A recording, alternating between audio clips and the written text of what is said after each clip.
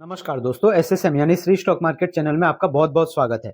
इस वीडियो में हम लक्ष्मी डेंटल लिमिटेड इस आईपीओ का कंप्लीट रिव्यू करेंगे और देखेंगे कि इस कंपनी के क्या पॉजिटिव्स एंड नेगेटिव्स है और इसका लेटेस्ट ग्रे मार्केट प्रीमियम क्या चल रहा है और इन सभी को देखते हुए क्या इस आईपीओ में अप्लाई करना चाहिए या नहीं, लिस्टिंग एंड इसमें कितना मिल सकता है और ये कंपनी लॉन्ग टर्म के लिए कैसी है, क्योंकि इसका बिजनेस बहुत ही यूनिक देखने को मिल रहा है।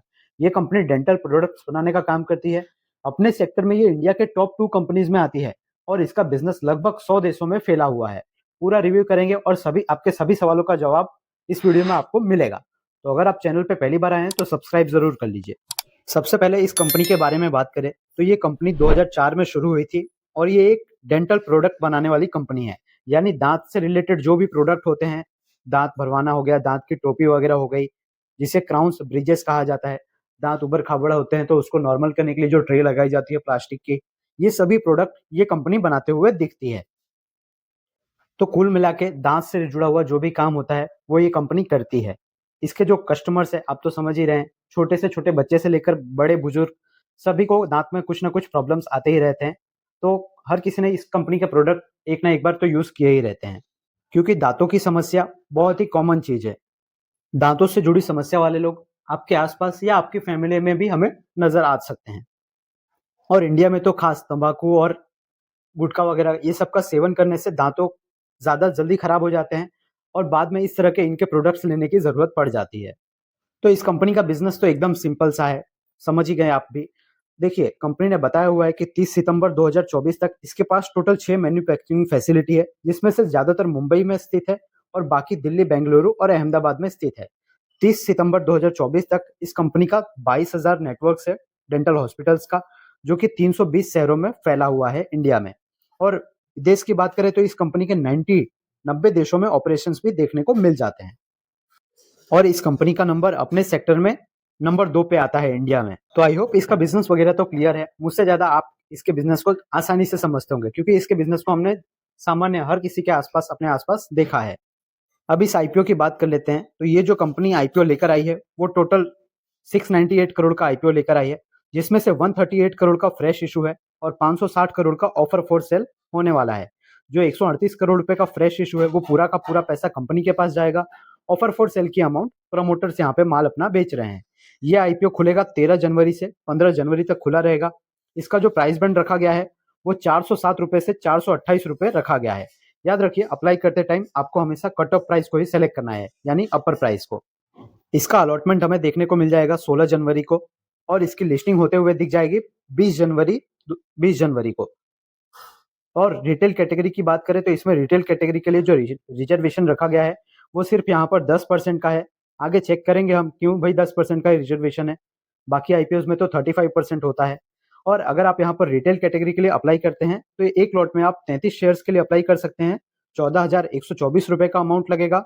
स्मॉल एचएनआई में 15 लॉट के लिए अप्लाई कर सकते हैं। 2,11,860 रुपए का अमाउंट लगेगा और बिग एचएनआई में 10 लाख से ज्यादा का अमाउंट लगेगा।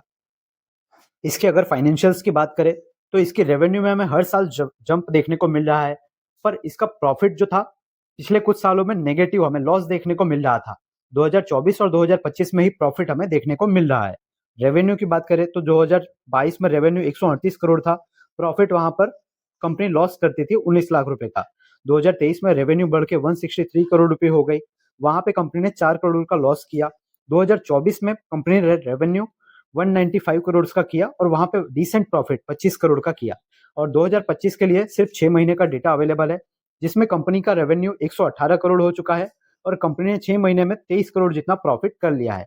तो अंदाजन और अगर 6 महीने ऐड करें तो रेवेन्यू 200 करोड़ से ऊपर की आती है और प्रॉफिट यहाँ पर अराउंड 35-40 करोड़ जितना हो सकता है। इस कंपनी के ऊपर कर्जा की बात करें तो इसके ऊपर 41 करोड़ का कर्जा भी देखने को मिलता है। इसका आगे ऑब्जेक्टिव भी देखेंगे जिसमें कंपनी अपने कर्जे को मैनेज करने वाली है। आरओई की बात करें तो आरओई यहाँ पर 78% देखने को मिल रहा है, आरओसी 20% के करीब। डेट टू इक्विटी रेशियो जो है 0.94% है, जो कि कम तो बिल्कुल नहीं है, लेकिन इसके ऑब्जेक्टिव में एक ऑब्जेक्टिव ये भी है कि अपना डेप्ट रिपेमेंट, और इसका पीई जो बनेगा वो आईपीओ के बाद 52 का पीई इसका बनने वाला है। कॉम्पिटिटर से अगर हम तुलना करें कि इसके पीयर कॉम्पिटिटर से ये कैसा वैल्यूएशन है, तो इसके पीयर कंपैरिजन में हमें पॉली मेडिकेयर का नाम देखने को मिल जाता है, जो कि 95 लगभग 100 के पीई के आसपास ट्रेड कर रहा है और उस कंपनी का रेवेन्यू देखिए, उसका रेवेन्यू 1400 करोड़ है और इस कंपनी का रेवेन्यू सिर्फ 200 करोड़ है। यानी उसके कंपैरिजन में काफी छोटी कंपनी ये नजर आ रही है, पर हाँ ग्रोथ इसमें देखने को मिल रहा है। पॉली मेडिक्योर का मार्केट कैप जो है अराउंड 25-26 हजार करोड़ का है और इस कंपनी का मार्केट कैप जो बन रहा है वो इस प्राइस के हिसाब से अराउंड 2350 करोड़ का बन रहा है। तो अगर अभी तक आपको सभी जानकारी एकदम क्लियरली समझ में आई है तो वीडियो को लाइक कर दीजिए। देखिए अब इस कंपनी का आईपीओ का ऑब्जेक्टिव अगर हम देखें तो 138 करोड़ का जो फ्रेश इशू था उसमें से कंपनी पैसे का इस्तेमाल 20 करोड़ रुपए का इस्तेमाल अपने जो कर्जे हैं उसको कम करने के लिए करने वाली है। इसके बाद जो है इस कंपनी की हमें अलग अलग देशों में कुछ सब्सिडरी कंपनी देखने को मिल जाती है। उस कंपनी के लिए भी इस कंपनी ने कर्जा लिया हुआ है जिसके चुकाने के लिए 13.37 करोड़ का इस्तेमाल करने वाली है। इसके अलावा नए इक्विपमेंट और नई मशीनरी बाई करने के लिए ये कंपनी 38 करोड़ रुपए यूज करने वाली है। 35 करोड़ रुपए का इस्तेमाल कंपनी एक और इसकी जो सब्सिडरी है विजडेंट डिवाइसेस उसमें करने वाली है इन्वेस्ट करके, और बाकी का पैसा जनरल कॉर्पोरेट पर्पस के लिए। तो अगर मोटा मोटी बात करें तो 70 करोड़ रुपए के अराउंड ये कंपनी अपनी ग्रोथ में अपनी अलग अलग कंपनी में मशीनरी बनाने के लिए यूज करना चाहती है, और 30 करोड़ जितना अमाउंट कंपनी अपने डेप्ट को कर्जे को कम करने के लिए करना चाहती है। हमने देखा था कि इस कंपनी पे सिर्फ 40 करोड़ का कर्जा है, तो ये 30 करोड़ जितना कर्जा तो यहाँ पे रीपेमेंट कर देने वाली है। तो इसके बाद इस पे कर्जा बहुत ही कम रह जाएगा। अब अगर इसके लेटेस्ट ग्रे मार्केट प्रीमियम की बात कर ले तो इसका लेटेस्ट जीएमपी हमें 30% के करीब बता रहा है।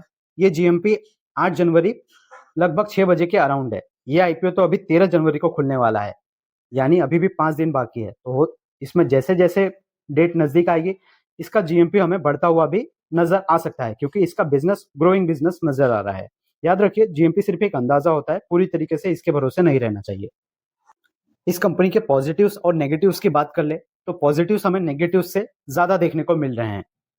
सबसे पहला तो कंपनी का बिजनेस ही है। इनका बिजनेस ऐसा है ना कि क्लाइंट कस्टमर्स जो है इनके पास रेगुलरली हमें आते हुए दिखते हैं, तो इसका आगे का रेवेन्यू जो है वो क्लियरली हमें विजिबल है कि हाँ बढ़ता रहेगा। दूसरा जो ये कंपनी फ्रेश इशू लेकर आई है 138 करोड़ रुपए का, उसमें से मोस्टली 70 करोड़ रुपए तक का ये नई कैपेसिटी अपनी लगाने वाली है, तो वहां से भी हमें और रेवेन्यू आती हुई दिख सकती है। तीसरा पॉजिटिव जो है वो ये कंपनी डेब्ट भी रीपेमेंट कर देगी आईपीओ से, तो कंपनी डेब्ट फ्री भी होते हुए दिख जाएगी, तो फाइनेंशियल्स इसके और भी अच्छे हो जाएंगे। ये कंपनी जो है 95 देशों में ऑपरेट भी करती है, 90 से 100 देशों के बीच में। अगर इसकी हम रेवेन्यू की बात करें तो इसका इंडिया से रेवेन्यू जो आता है वो 67%, अमेरिका से इसका रेवेन्यू आता है 20% और यूके यूनाइटेड किंगडम से इसका रेवेन्यू 8% जितना आता है टोटल सेल्स का। तो अभी भी एक्सपोर्ट से हमें और भी ज्यादा रेवेन्यू आता हुआ इस कंपनी का दिख सकता है। नेगेटिव्स की बात करें तो नेगेटिव कुछ खास नहीं है। कंपनी के फाइनेंशियल्स 2022-2023 में इस कंपनी ने लॉस किया था, और अभी ऐसा लग रहा है रिसेंटली आईपीओ के समय कंपनी प्रॉफिट में आ चुकी है। और दूसरा नेगेटिव वैल्यूएशंस है। अगर ये कंपनी चाहती तो अपना वैल्यूएशंस और भी सस्ता रख सकती थी। अभी भी ये वैल्यूएशंस बहुत ज्यादा महंगे नहीं है, पर नहीं है, रीजनेबल हम कह सकते हैं। तो इस आईपीओ के पॉजिटिव्स एंड नेगेटिव्स को देखते हुए मैं इस आईपीओ को 10 में से 7 नंबर देना चाहूंगा। तो अगर कंक्लूजन की बात करें तो आपको पता ही है कोई भी आईपीओ सिर्फ अभी ग्रे मार्केट प्रीमियम को देख के ही डिमांड रहती है, तो इसके भी ग्रे मार्केट प्रीमियम के हिसाब से इसमें अच्छी खासी डिमांड रहने वाली है। पर अगर लॉन्ग टर्म के लिए बात करें तो ये कंपनी लॉन्ग टर्म के लिए बहुत ही अच्छा ऑप्शन अभी तो नजर आ रही है। अभी ये कंपनी सिर्फ 2000-3000 करोड़ की है, आगे इसमें बहुत ही ज्यादा ग्रोथ देखने को मिल सकती है।